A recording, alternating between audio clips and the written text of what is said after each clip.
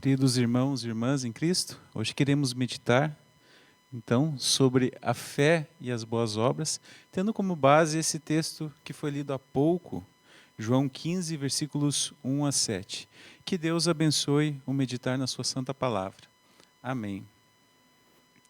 Hoje, a palavra conexão diz tudo no mundo virtual e também no mundo dos relacionamentos, né? Conexão pelo celular, conexão pelo notebook, né, nas redes sociais, conexão com a internet. Né, são todos planos que a gente está habituado e usa muito. Através dos celulares, notebooks, tantos outros aparelhos, é possível se conectar a diversos conteúdos, né, do mundo virtual. Isso também permeia o nosso cotidiano. Quão bom é a gente, quando vai pegar o volante e dirigir, ter aquele aplicativo ali nas mãos.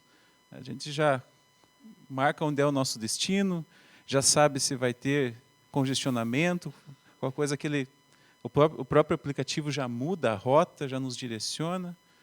Né? Então, faz parte da nossa vida. Ano passado, eu estava participando da Comunidade de Cristo, ali em Porto Alegre, e auxiliei a diretoria na escolha de um lugar. E a escolha do lugar que eles queriam para fazer um retiro de carnaval era um lugar que não pegava Wi-Fi, que não pegasse Wi-Fi, que não pegasse rede de celular. Vocês imaginam como é que foi a reação dos jovens quando chegaram no lugar e souberam que não tinha acesso à internet, nem a dados, foi catastrófico. Mas, enfim, realmente foi por um bom objetivo, né? Era para se conectar realmente a outra, né, a outra coisa, né, a outra prioridade. Bom, com isso a gente pode, né, colocar que a nossa sociedade é uma sociedade movida por Wi-Fi, que sofre se vai para um lugar que não tem essa conexão. Eu aqui não vou discutir os malefícios, os benefícios. O ponto é, isso faz parte da nossa vida diária. E o nosso texto de hoje também fala sobre conexão. A leitura do Evangelho fala sobre a nossa conexão com Jesus Cristo. Ele nos disse, eu sou a videira e vocês são os ramos. Jesus também aponta para essa conexão, né, a nossa conexão, da seguinte forma, permaneça em mim e eu em você. Bom, isso pode até parecer simples, não é só permanecer em Cristo. Mas não é tão simples quanto parece. Talvez o problema que temos com esse comando esteja justamente nessa palavra, permanecer. O que significa permanecer? Permanecer significa estar parado, significa estar sem fazer nada, né? Estar ali. Na prática real, isso é difícil. Por quê? O ser humano tem o seu orgulho, né? O orgulho dele que sempre vai estar tentando receber crédito, receber reconhecimento, está sempre tentando buscar ser bem visto por Deus por meio daquilo que ele faz, das suas obras. Portanto, a nossa natureza humana não se satisfaz em deixar que Jesus seja o centro, que Jesus faça tudo. A natureza humana não quer que nós acreditemos que a vida sem pecado de Jesus, né, a sua obra de redenção, seu sofrimento e morte, é suficiente para nos dar perdão, para nos dar salvação. Embora Jesus tenha gritado, está consumado, ou no grego tetelestai, pouco antes de morrer, a nossa natureza humana pecaminosa se recusa a acreditar. Nossa natureza pecaminosa quer que acreditemos que Jesus fez a sua parte. Tudo bem, mas nós também precisamos fazer alguma parte. Nosso esforço também. A nossa contribuição. quando nós olhamos num panorama geral, nós percebemos que o fundamento das demais religiões está justamente nesse ponto. A salvação encontrada necessita de algum esforço da nossa parte, ou da parte das pessoas. Uma pode sugerir a questão da meditação, outra, obras de caridade, outra, até um conhecimento elevado sobre alguma coisa. Tem um comentarista famoso que escreveu sobre o texto o seguinte: descubra o que você pensa que precisa fazer para ser salvo, e Satanás terá uma religião personalizada, construída apenas para você. Ou seja, a ênfase nas boas obras para a salvação. Então, nesse viés, existem duas religiões no mundo. A gente dá para colocar somente duas. Uma que é salva, você faz algum esforço para se salvar, o peso está em tudo sobre os teus ombros, e você faz por merecer. E a religião da graça, religião cristã, que simplesmente recebe a obra que Jesus fez lá na cruz, por nós, com sua vida, seu sofrimento, sua morte e sua ressurreição. Quando nós tentamos fazer a nossa parte para nos salvar, somos como folhas do outono. Por que eu trouxe isso? Justamente para lembrar de como é o cultivo da parreira, né? E também lembrando das árvores do outono, que no outono as folhas secam e murcham. Então eu peguei uma explicação. No outono, em cada folha, cresce uma membrana que corta o suprimento dos nutrientes, né, e em pouco tempo ela morre, ela seca. Ou seja, é a folha que cria essa membrana em direção ao restante da planta, ao restante da árvore, ao restante do tronco. O que isso quer dizer? Quando nós fazemos algum esforço para nos salvar de nossos próprios pecados, estamos colocando essa membrana de idolatria que nos separa justamente daquele que é a árvore, daquele que é tudo ali, que é Jesus Cristo. Nós nos separamos de Cristo. E por isso que ele nos diz: quem não ficar unido comigo será jogado fora e secará. Será como os ramos secos que são juntados e jogados no fogo, onde são queimados. Essa é uma perspectiva muito triste, mas é para aquele que não permanece ligado em Cristo, que tenta por si próprio achar maneiras de chegar, de criar um caminho de justificação até Deus. E a gente sabe, o único que pôde abrir os selos, lá em Apocalipse, que o rolo da salvação é Jesus Cristo.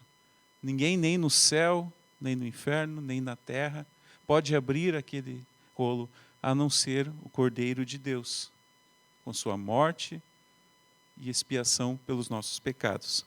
E por isso, conectando isso, a fé, então, é um dom de Deus.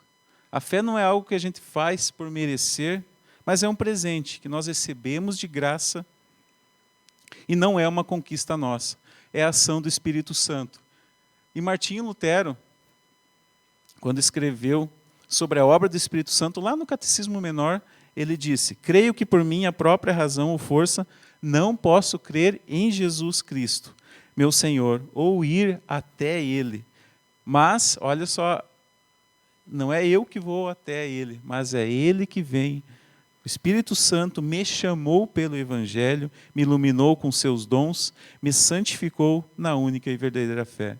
Então é a obra do Espírito Santo que nos coloca em Cristo Jesus, para que nós possamos permanecer unidos, conectados a Jesus.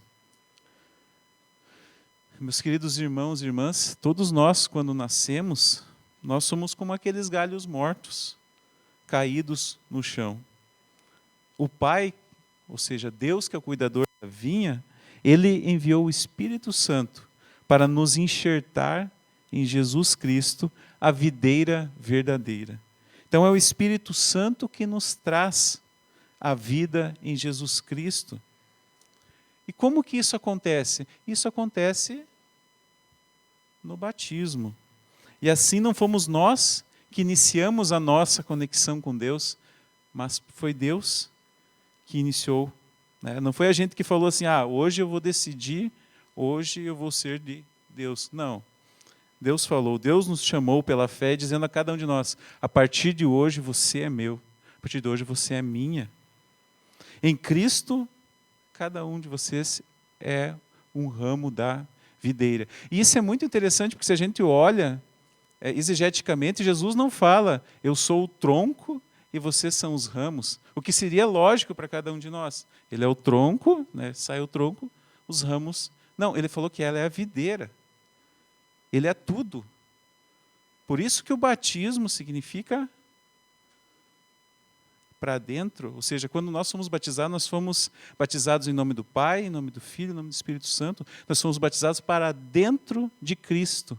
Por isso que tudo, a videira é Jesus Cristo. Não é somente o tronco, mas é tudo. E nós estamos dentro da videira. Nós somos ramos dessa videira.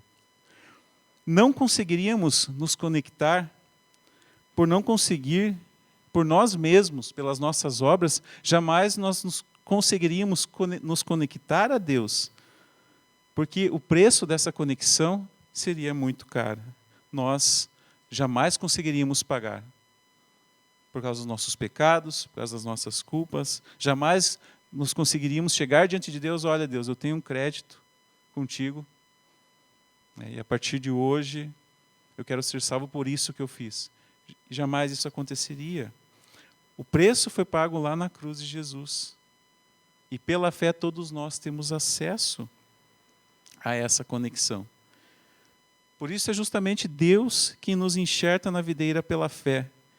É Ele quem nos nutre, né, nos alimenta, né, com sua palavra, com seu perdão. No Evangelho de hoje, então, nós vimos que a salvação é por meio da fé. Nós confessamos sobre a fé, que é um dom gratuito de Deus. Mas, e onde é que ficam as boas obras, Deus? O que a gente pode fazer de boa obra? Qual é o lugar dessas boas obras? Aqui eu trouxe um texto da nossa Confissão de Augsburgo, justamente para vermos qual que é o lugar das boas obras na vida do cristão. Lá está escrito, no artigo 20, em primeiro lugar, que as nossas obras não podem reconciliar-nos com Deus, ou merecer a remissão dos pecados e a graça de Deus. Conseguimos isso, ao contrário, somente pela fé, quando cremos que somos recebidos na graça por causa de Jesus Cristo, o qual Ele foi posto como mediador e propiciação, né, como Cordeiro de Deus, aquele que foi oferecido a Deus, e Deus aceitou o sacrifício em nosso lugar. Esse é um parênteses, mas continuando. Por ele o Pai é reconciliado. Aquele, pois, que confiar merecer a graça por obras, despreza o mérito e a graça de Cristo, e procura o caminho a Deus sem Cristo, através das forças humanas, quando Cristo disse a respeito de si mesmo, eu sou o caminho, eu sou a verdade, eu sou a vida. Então não há outra conexão com Deus a não ser através de Jesus Cristo. De tempos em tempos, alguém me diz que não é bom o suficiente para ir à igreja. Não sei se algum de vocês já ouviu isso. Talvez alguém já falou para vocês, eu preciso melhorar minha vida para daí, aí sim eu vou na igreja. Primeiro eu preciso consertar tudo, para daí sim, aí eu posso ir na igreja. Então, é a mesma coisa que um galho tentando produzir uma uva para poder se conectar à videira. É o processo contrário. A igreja é o lugar de pecadores arrependidos. É um hospital, como diz Lutero, onde nós recebemos o remédio, onde nós somos amparados, onde cada um de nós é curado e cuidado. E neste momento cada um pode se perguntar, mas então será que é realmente importante, necessário praticar boas obras? A gente pode lembrar de Tiago. Tiago falou que a fé sem obras é morta. Mas a CA também corrobora com isso e nos ajuda a entender. Assim está escrito: as boas obras não são para confiarmos que através disso merecemos graça, mas porque é a vontade de Deus para a nossa vida. Somente pela fé são recebidas a remissão de pecados, né, e a graça. E visto receber-se pela fé o Espírito Santo, imediatamente se renovam os nossos corações, imediatamente nós recebemos novos afetos, novos movimentos que entram em nós, de forma que aí sim nós produzimos boas obras, ou como na parábola, bons frutos. Os frutos que naturalmente, então, a árvore boa produz em seus ramos, não são aqueles frutos os quais gostamos de enumerar e muitas vezes contar para os outros dizendo: aquilo ali fui eu que fiz, né, aquilo ali fui eu que construí, aquele foi meu pai que ajudou a fazer. Não, mas aqueles sobre os quais Jesus no último dia dirá: tive fome e me destes de comer, tive sede e me destes de beber, estive nu e me vestistes, estive preso e me visitastes.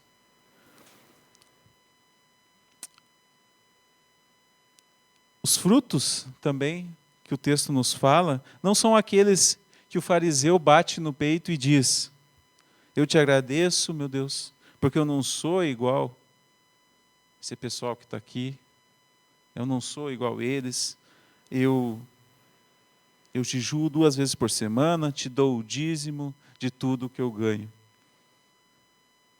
Mas sim, a boa obra é daquele justamente publicano, que arrependido diz ao Senhor: sê propício a mim, pobre pecador.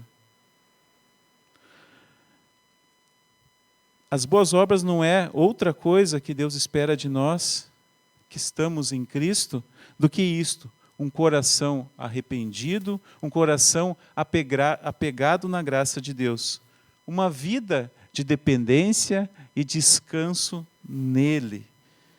Jesus diz algo que nos chama muito a atenção nesse texto. Ele repete 11 vezes em 10 versículos. Aí eu estou pegando um perícope um pouquinho maior, mas Jesus repete 10 vezes em 11 versículos a mesma palavra: permanecei. Permanecei em mim. O que Jesus quer dizer com isso? Ele quer imprimir em nosso coração, quer gravar em nossa mente a coisa mais importante: permanecei em mim e eu permanecerei em vós. Continuamente te alimentarei com a minha seiva, com os meus nutrientes, com a minha obra por ti. Continuamente te alimentarei com a minha palavra, com a Santa Ceia. Que promessa consoladora que Jesus Cristo faz aos discípulos, que naquela ocasião, diante dos acontecimentos que viriam na Semana Santa ali, estavam angustiados, porque Jesus estava para partir. Que promessa consoladora também para cada um de nós nesta noite, que nós o amamos mesmo sem o tê-lo visto, sem o tê-lo tocado em suas mãos. Ele morre, sim, mas ele volta a viver, ele ressurge, ele revive. Ele sobe aos céus, mas ele não vai embora. Antes permanece com a sua igreja em sua palavra e sacramentos. Permanece em você, querido irmão e irmã, permanece em mim, filhos batizados, fazendo com que nossas vidas transbordem de frutos verdadeiros. Enquanto vivemos a nossa vida de fé, ligados em Jesus, Deus, que é o agricultor, Ele vai colhendo os frutos que deseja, que já havia preparado de antemão desde a eternidade. E Ele muitas vezes faz isso de maneira silenciosa, de maneira tranquila. Tantas vezes nós nem percebemos que somos instrumentos de Deus na vida de outras pessoas e Ele vai expandindo o seu reino de graça. E se às vezes é necessário uma poda, uma limpeza, Ele fará.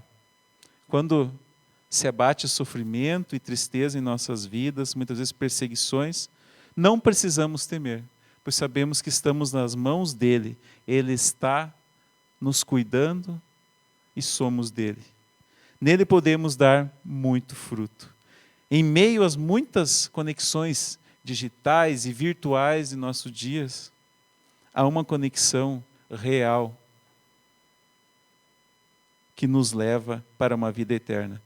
E essa é a conexão vital de cada de cada cristão. Conexão pela qual somos alimentados, somos nutridos. Por isso, permaneçamos firme nele, o fundamento, Jesus Cristo. Amém.